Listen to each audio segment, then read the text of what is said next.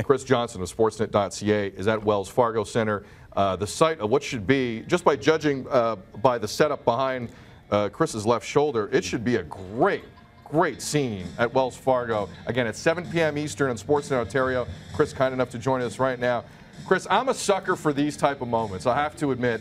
And having grown up like McAuliffe and like a lot of people watching throughout that soap opera that at times was Eric Lindros' professional career, it is going to be just fascinating to watch that play out tonight. Yeah, there's almost something extra to it, I think, because of the fact that Eric Lindros and the Flyers didn't have the best relationship, and clearly they've made amends in the last number of years, and we saw that when he's inducted the Hockey Hall of Fame. But this is sort of the icing on the cake here, and I could just tell the Flyers have really rolled out the red carpet. There's 88 everywhere on the concourse of the building. You see that they brought the trophies down from the Hockey Hall of Fame that Eric won, including the old school Canada Cup, which I hadn't seen since I was a kid on TV at some point. So it's pretty neat, and there is a buzz about the game far more than we would have for a normal January game between these teams. I'm glad you brought up the young Christopher Johnston causing havoc in, I believe, Cobourg, Ontario.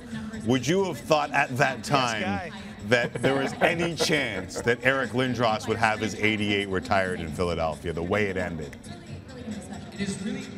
No chance. I mean, even 5-6 years ago, I probably wouldn't have thought that. I mean, I remember when he did come for the 2012 Winter Classic that they had at Citizens Bank Ballpark just across the parking lot from here, and he participated in the alumni game, and the roar he got, and that really was the start of the sort of freezing, I guess, or of the bad relationship there between he and the Flyers. But it still has taken a point to get to this stage where he's actually going to have his number in the rafters here. And so much of Eric Lindros' career, and I'm with you guys, we're all about the same age. I mean, when he was a bigger star entering the NHL, I would argue even than someone like Sidney Crosby or Connor McDavid. I mean, there was more hype about Eric Lindros in his days with the Oshawa Generals, and the fact he played at the Canada Cup before playing in the NHL, played in the Olympics before playing in the NHL. I mean, he was a phenom and played the game in a different way than players that had come before him. So, all of that, he gets to Philadelphia finally after being traded, and some of his career, unfortunately, is marked by what he couldn't do because of the injuries and what might have been, and the feuding that he and his parents had with Bobby Clarke and the Flyers at that time. And it really is a great story, and time does tend to heal these kind of wounds. And I could tell, we just spoke with Eric about half an hour ago here, and he's pretty touched by this and said, this is a day that you wait for your whole life. This is something he'll remember forever, and now he's got his own family here. By the way, Chris, being able to power through that remarkably loud PA announcements is true professionalism at its best, and you made Cobourg proud. Well, he makes Cuthbert proud every day. Every day. Fantastic.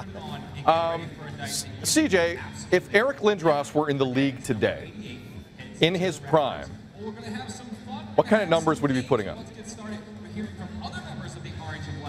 Healthy in his prime, I mean, he'd be among the league scoring leaders. I'm sure of it. I mean, look, he could skate so well for a big man.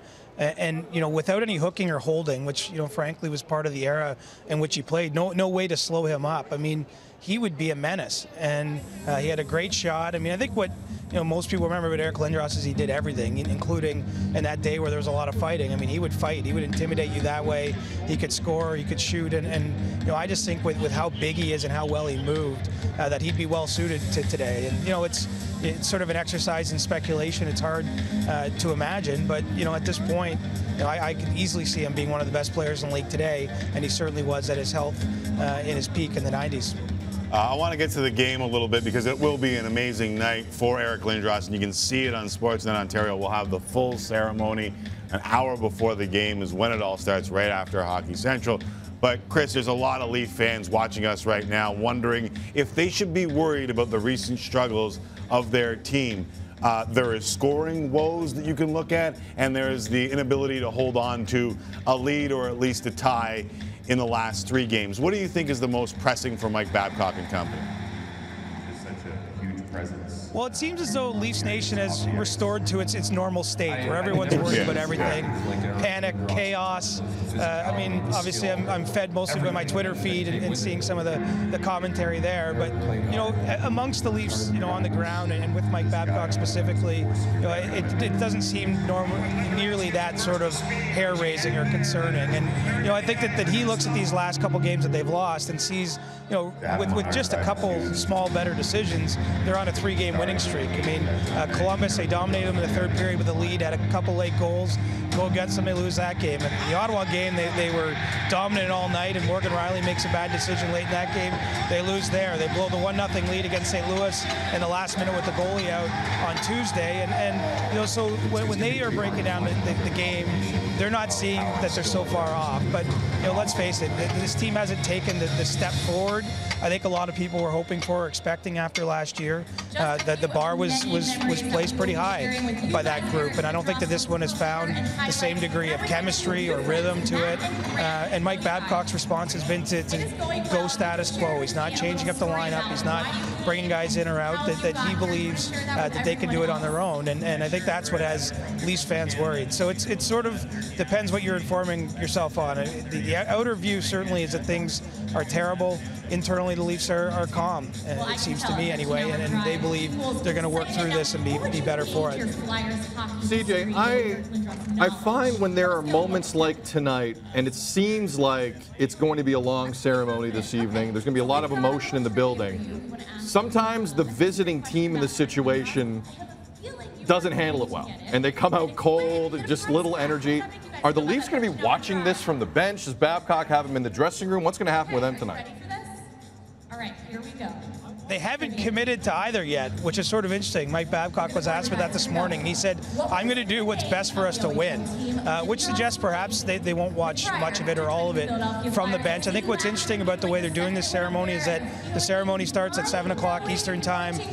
They'll do that, and then afterwards you'll have a warm-up. So, theoretically players could watch from the bench but not be in their gear and not certainly be getting their legs too heavy while doing so. But, I wouldn't be surprised if the Leafs weren't that actively involved. Just because it does seem that they're way more worried about, less certainly about the pomp and circumstance and more about being ready for this game. And, you're right. The flip side of these ceremonies is sometimes it makes for a different beginning to a game. But, this will be a good one because, we're at the kind of dog days of the season in some ways, but the best part about this is this building will be rocking for sure when the game starts and after the emotion of what happens with Eric Lindros. And, that can be a good thing, I think, for the Leafs. Finally, CJ, we saw it yesterday with Mike Babcock when the questions about ice time were brought up, and you feel like it's just the beginning if things don't kind of turn around here.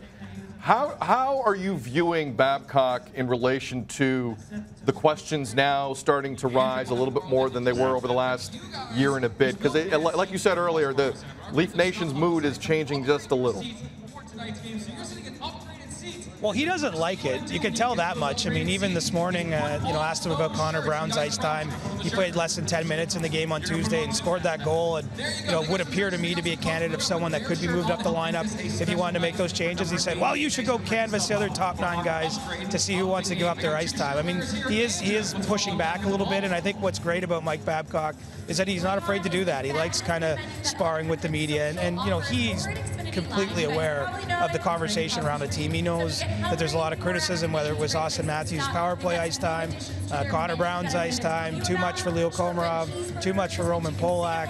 I mean, there's been a lot of this. I mean, this has been different players in different circumstances, but a lot of second guessing of his decisions. And I guess yesterday he said it best when he said, look, they pay me to make those decisions. I'm not worried about what you guys think. But, certainly he doesn't like the questions. He's chafing under them a little bit.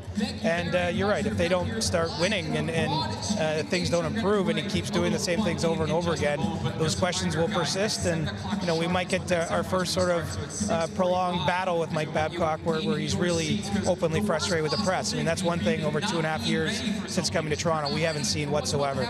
No, we've seen other guys, get in trouble under that pressure in a lot of different cities in this country. Christopher, always great catching up with you. If you happen to see Eric, give him our best and enjoy the night. I will. It's going to be awesome, guys. Thanks for having me. All right, there is the pride of Cobourg and the fear of Port Hope, Chris Johnston.